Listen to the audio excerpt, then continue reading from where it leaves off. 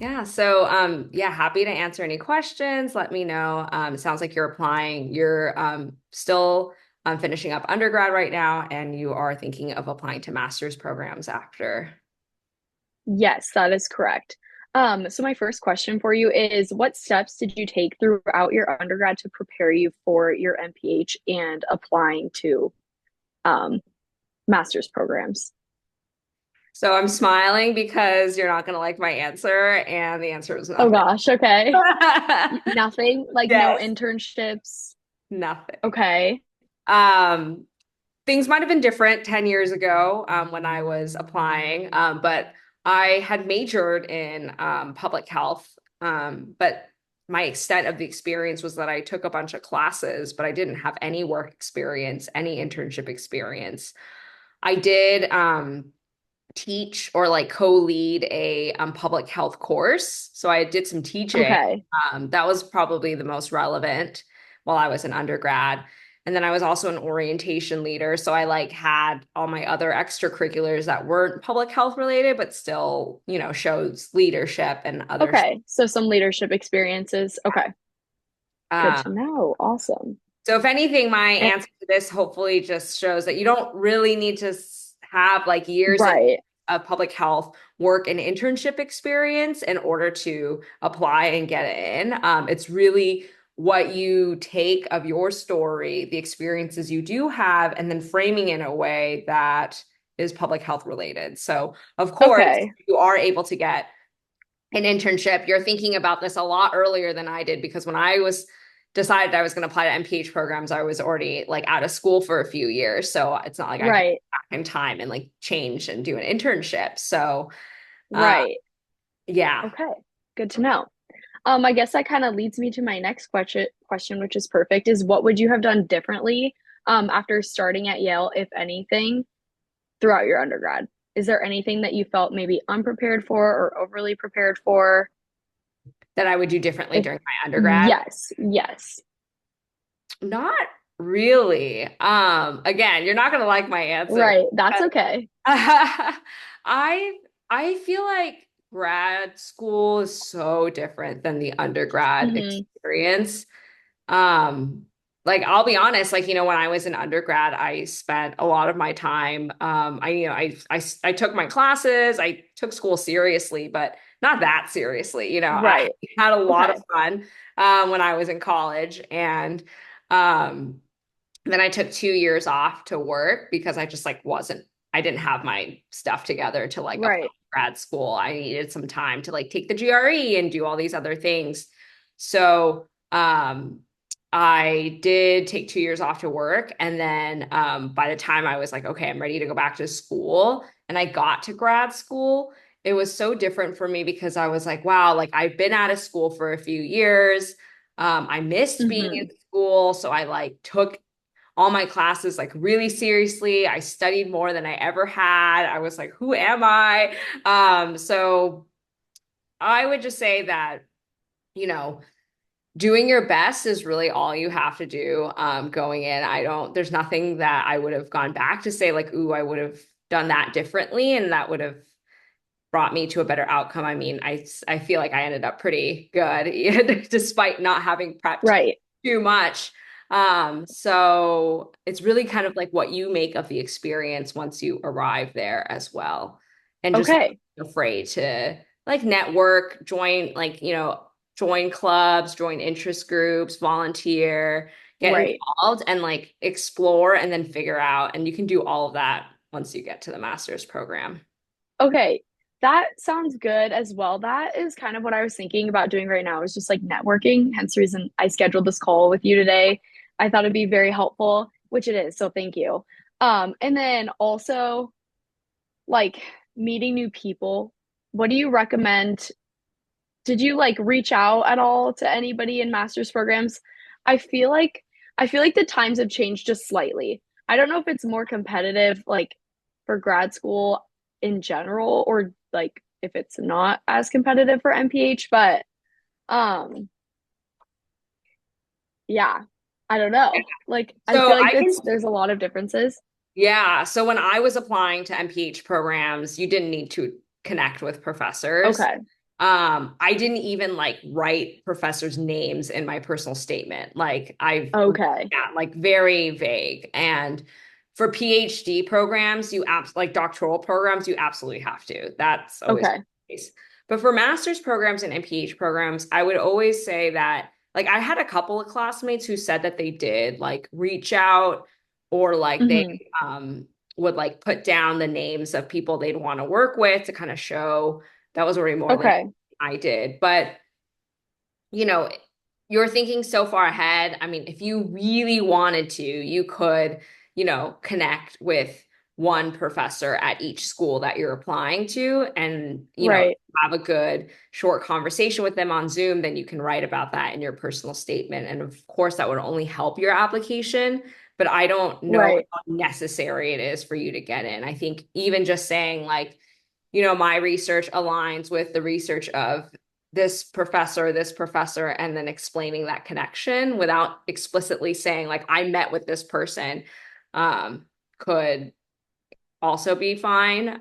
Okay. Depends on how That's much very time helpful. you have, what, maybe do that. Yeah, that would Okay. be advice. Good to know. Thank you. And then you got your MPH in epidemiology, correct? My MPH was in social and behavioral sciences and same Okay. PhD, Gotcha. but I do a lot of epidemiology. It's like Okay. I don't know. I always think that like what your concentration is and whatnot, it does sort of capture like a majority of what the work you do, but you take courses all over the Right. field of public health, so you do receive training in everything. And so Okay. sometimes like, I would say that I do have, a pretty good grasp of epidemiology, even though that's not what I concentrated in. Right. So my end goal is healthcare administration. So I was wondering if there was anything that you were exposed to in that field during your MPH, or if you were kind of more on the other side of what Yeah, you were I was studying. definitely more on the like other side of yeah, epidemiology, kind of community health, that Right. kind of stuff. For Okay.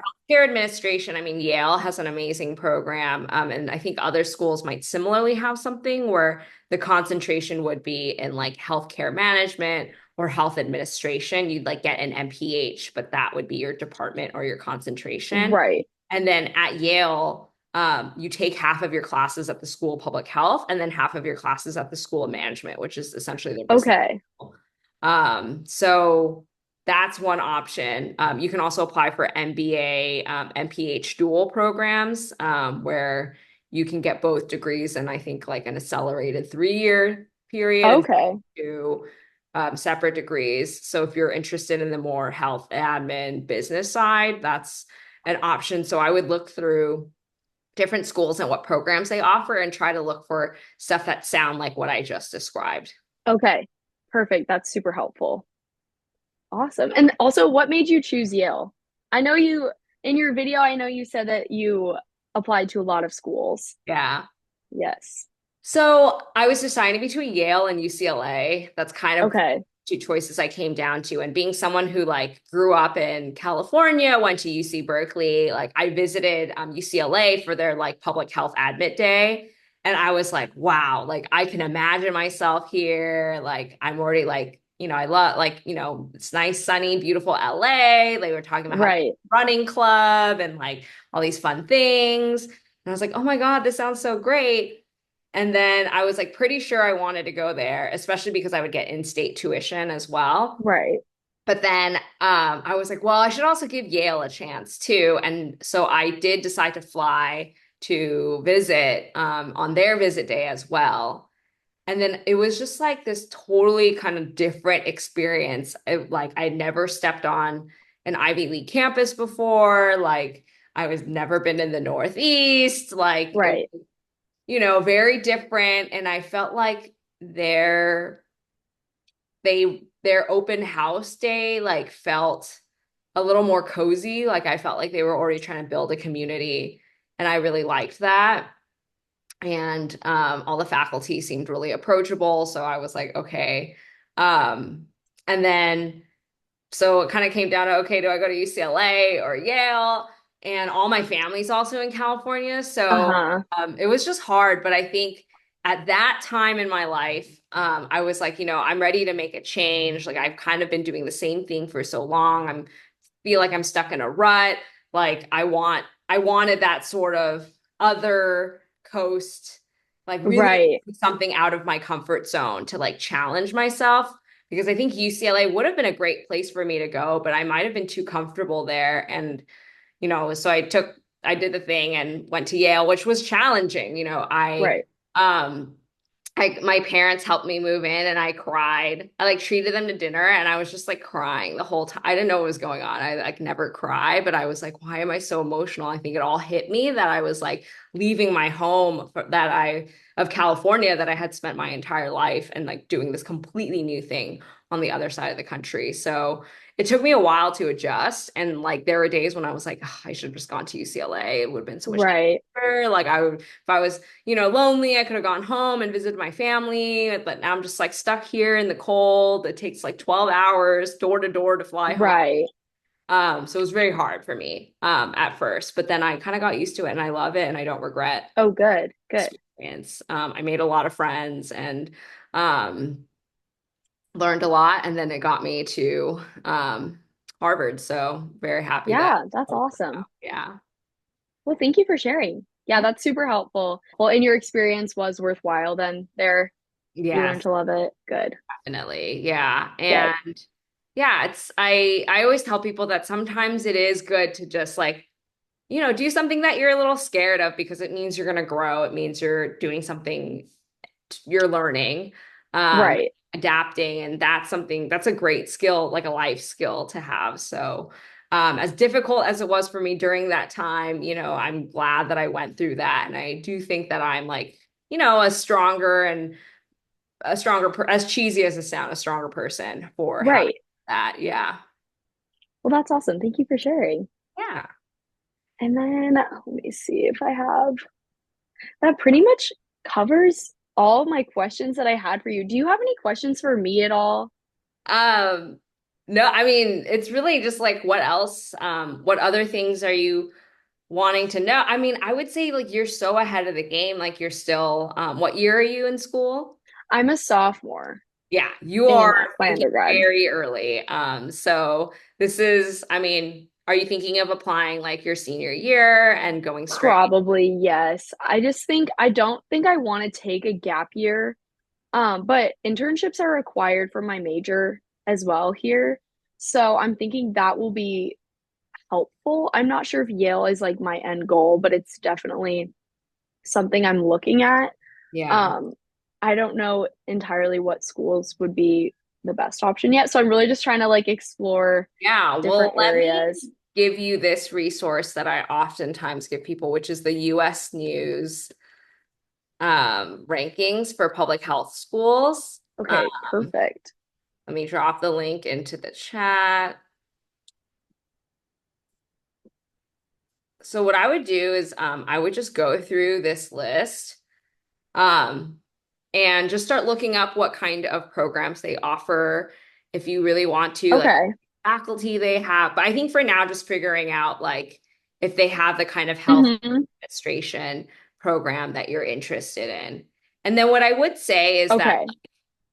you still have a couple more years, like your interests might change. So like just be open-minded and like flexible. Like maybe you take a course and you Yes. realize you do want to focus more on like social behavioral sciences versus healthcare administration, or you like get involved in research Right. and you fall in love with that. Like I think there's a lot that you can pivot to and just be open to that and letting yourself explore while you can. I think there's always Okay. some pressure that you have to have everything figured out and you're always going That's true. that. I feel like there's a lot of pressure to just like always be like knowing what you're doing next, moving towards that, always working toward that one goal. I'm trying to tell myself that that's not the right approach. And I'm trying to tell you as well Right. that like you don't feel like you need to you know, be so laser focused and let yourself do some exploring in the meantime.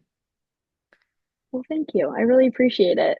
Of course. Yes, it's definitely something I can get. I need to keep in mind. I feel like sometimes I just like keep focusing on like one end goal that's so far away. So it's definitely good advice to kind of stop in your tracks and explore other things around you as well. Yeah. So perfect. Thank you. Thank you so much for meeting with me today. Yeah. Anything else? I really appreciate I don't think so. I think that pretty much covers it. Okay. Well, like I said, I know you're Thank you. I early really in your appreciate it. process. So if you have any questions for me, like as you do more research or find programs and you have additional questions, don't hesitate to reach back out.